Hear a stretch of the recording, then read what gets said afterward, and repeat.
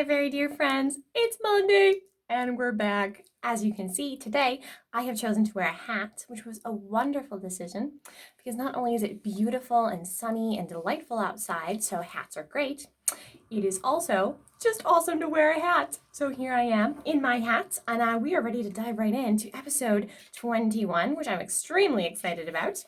Today we are continuing the adventures of Bianca. But as you can see, at the end of the episode, you guys get to decide who we hear about tomorrow, Bianca or the other three. So, without further ado, let's dive right into this week's amazing adventures yet in front of us of the Mysterious Ripley House. Episode 21. Bianca decided not to follow her friends. It was a dangerous decision. If she got separated from the group in this huge house, who knew if she would ever find them again? They certainly would never find her. She was invisible. Bianca was feeling sulky about turning invisible. She barely got noticed by anyone as it was, because she was 7, and 7-year-olds seldom get taken as seriously as they should be. Now, to top it all off, she was invisible. She didn't like it one bit. But she told herself she was now on an extra special mission. She was the only one with a letter from Madame Ripley. And Bianca realized being invisible could turn out to be amazing. Suppose she ran into another troll or a strange animal made out of feathers. The animal wouldn't know she was there, neither would the troll. If she was very quiet, she could creep through the mysterious Ripley house and discover every secret. In a way, Bianca was invincible. Nothing could hurt her if it couldn't see her or hear her. Bianca smiled to herself. Maybe this would be fun after all.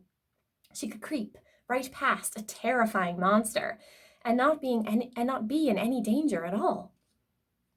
Bianca made sure the letter from Madame Ripley was stored carefully in her pocket, and then she set out on her adventure. First things first, she was going to test the letter for secret messages. Bianca climbed up the large, dark wooden staircase that led to the upper floors of the mysterious Ripley house. She took a few twisty, creaking passages until she came to a dark room full of lots and lots of boxes. "Danger," said a sign over the door. "Oh, that's all right," Bianca thought to herself. "It doesn't matter if the room is dangerous or not because I'm invisible. Nothing can even know that I'm there." With that, Bianca stepped into the room. What a funny room. It smelled damp and old. Boxes were piled high from floor to ceiling. Not cardboard boxes either. Huge trunks with metal locks, and tiny silver boxes with golden keyholes. So many boxes, Bianca muttered. Bianca, however, was not there for a box. She was there for a candle and matches, if she could find any. She did, at a desk at the back of the room. Bianca lit the candle and then was incredibly careful to make sure the match had gone out. She wanted to be a grown-up about these things, so she even spit on the match and left it on a metal box so there was no chance of a fire. Then Bianca carefully held Madame Ripley's letter over the candle. Sometimes invisible ink showed up under heat like this, and she knew it. No invisible ink here, though. Bianca tried for almost 10 minutes before she gave up. It seemed the letter wasn't willing to give up its secrets yet. She tried the only idea she had, which was to hold it over the heat of a candle. But maybe, if she kept investigating, there'd be something about the blue ink that would tell her how to find the message on the letter. Bianca put the letter back in her pocket and carefully blew out the candle. Just then, she heard a rattling from one of the boxes, and a tiny voice cried, "Let me out!" Well, my friends, that is the end of episode 21. Should Bianca open up the box in the room marked danger and find out what is inside saying, "Let me out"?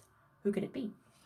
So that is what you guys will vote on today, is whether or not she should open the box or whether or not she should do something else with it. I will leave that as a freestyle choice to you guys.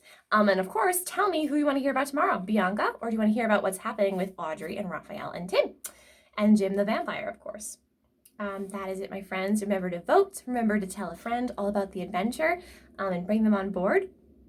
And your mission of the day is to surprise your parents by finding something. It doesn't have to be a big project, it doesn't have to be hard, but find something in your house that probably hasn't been cleaned for a while because your parents are very busy and there's always stuff like dusting under the couch or like cleaning all the way behind the toilet or something that maybe doesn't get done all of the time. And dusting is really fun. You can just get a cloth wet and then go pick up all the dust and pretend that you're a maid or something. I don't know. It's fun.